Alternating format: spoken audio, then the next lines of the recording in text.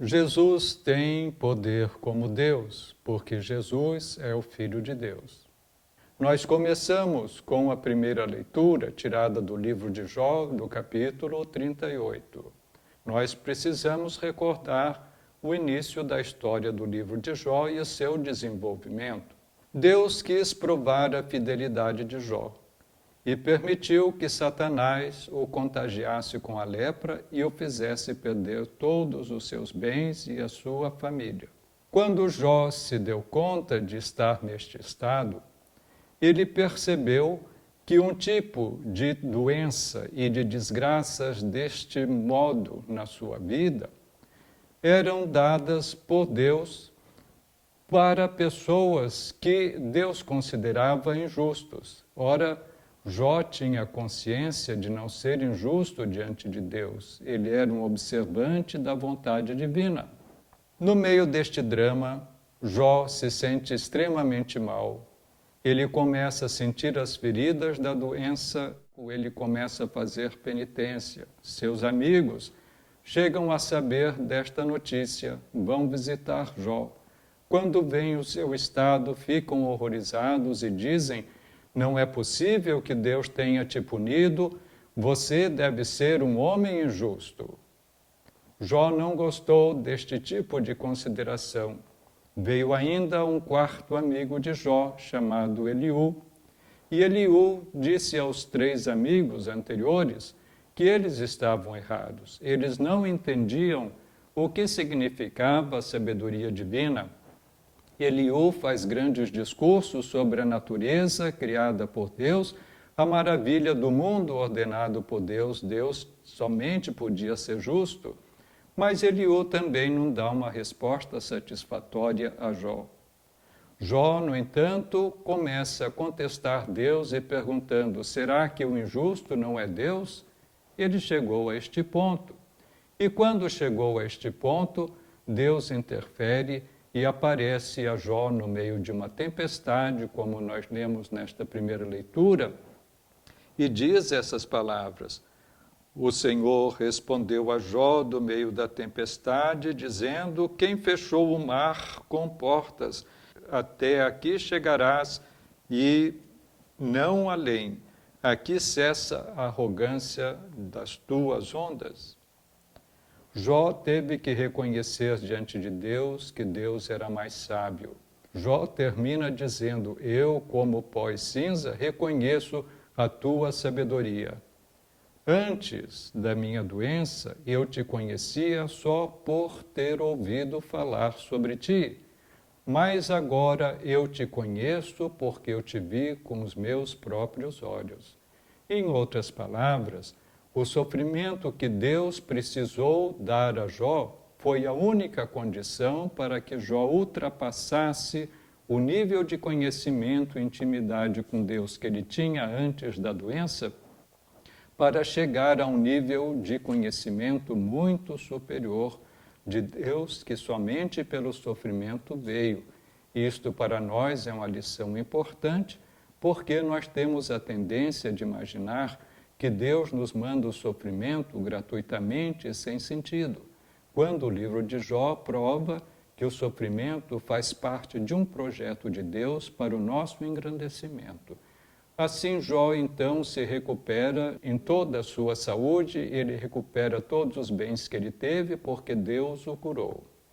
Nós vemos, então, que na vida de Jó houve 2 períodos, 2 momentos, 2 fases, antes do sofrimento e depois do sofrimento.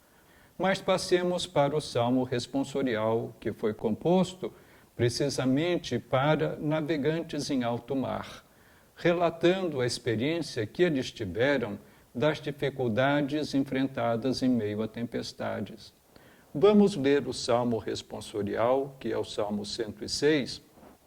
Os que sulcam o alto mar com seus navios testemunharam os prodígios do Senhor. Ele ordenou e levantou-se o furacão. Os barcos subiam até os céus e desciam aos abismos. Seus corações desfaleceram de pavor, mas gritaram ao Senhor. Ele os libertou daquela angústia, transformou a tempestade em bonança, e as ondas do oceano se calaram. Também aqui nós vemos dois momentos na vida dos marinheiros. Antes do furacão, eles estavam no mar tranquilo. Veio o furacão que eles reconhecem ser produzido por Deus, que tem o domínio das forças da natureza. E Deus pode libertá-los do risco da morte, mesmo que o furacão mais violento se abata sobre eles. Esta história dos marinheiros não nos lembra a história de Jó? Também os marinheiros tiveram duas etapas, uma antes do furacão, outra depois. Passemos a este ponto ao Evangelho de São Marcos, capítulo 4.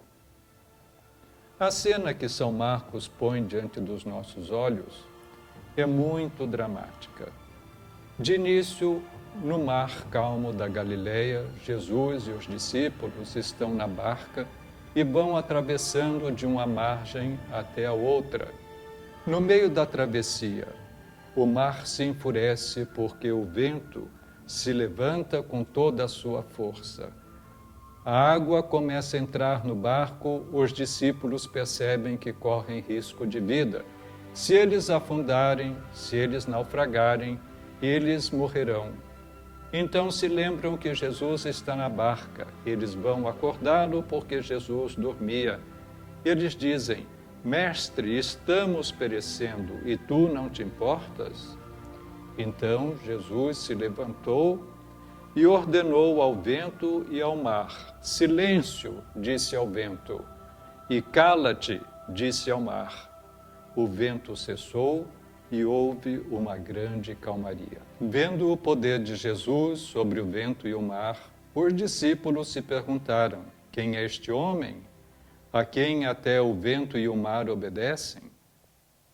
Esta pergunta no Evangelho ficou sem resposta, mas os discípulos terão a resposta definitiva quando virem Jesus ressuscitado. Eles saberão: este que tem o poder sobre o vento e sobre o mar é aquele que tem o poder sobre a morte. Este é Jesus Cristo, que tem poder como Deus.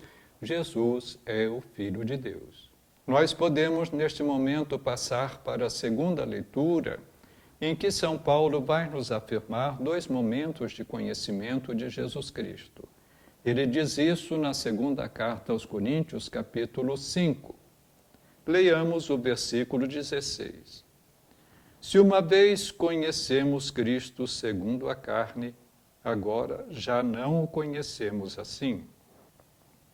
O que significa conhecer Jesus segundo a carne? Este foi o conhecimento que os primeiros discípulos tiveram de Jesus enquanto Jesus vivia na terra. Era o Jesus segundo a carne, Jesus unicamente homem, no qual se manifestava o poder de Deus, mas eles não sabiam que Jesus era Deus. São Paulo, no entanto, conheceu Jesus como Filho de Deus, como ressuscitado, porque no caminho de Damasco, ele é surpreendido por um raio que o derruba no chão. São Paulo ouve uma voz que diz: Saulo, Saulo, por que me persegues? E Saulo então pergunta: quem és tu, Senhor? Jesus lhe diz: eu sou Jesus a quem tu persegues. Ora, Paulo sabia muito bem que Jesus tinha morrido na cruz. Como é que agora estava falando para ele, perfeitamente vivo? São Paulo então teve o conhecimento de Jesus numa segunda etapa correspondente à experiência dos apóstolos. São Paulo conheceu unicamente o Cristo ressuscitado. E nós também conhecemos o Cristo ressuscitado e sabemos que ele tem poder não somente sobre o vento, sobre o mar, mas ele tem o poder até sobre a morte. E é São Paulo quem diz: Está dito sobre Jesus: é preciso que ele reine até que tenha posto seus inimigos debaixo de seus pés.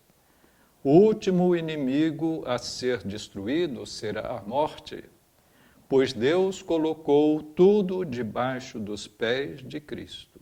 E Jesus tinha confirmado no Evangelho de São Mateus 28:18: toda autoridade me foi dada no céu e na terra. Ide pelo mundo inteiro, anunciai o reino de Deus a todas as nações, batizando-as em nome do Pai, do Filho e do Espírito Santo. Desta maneira, o poder de Deus age sobre nós, o poder do Filho age sobre nós e o poder do Espírito Santo se manifesta também sobre nós. Jesus é o Filho de Deus, por isso ele tem poder como Deus.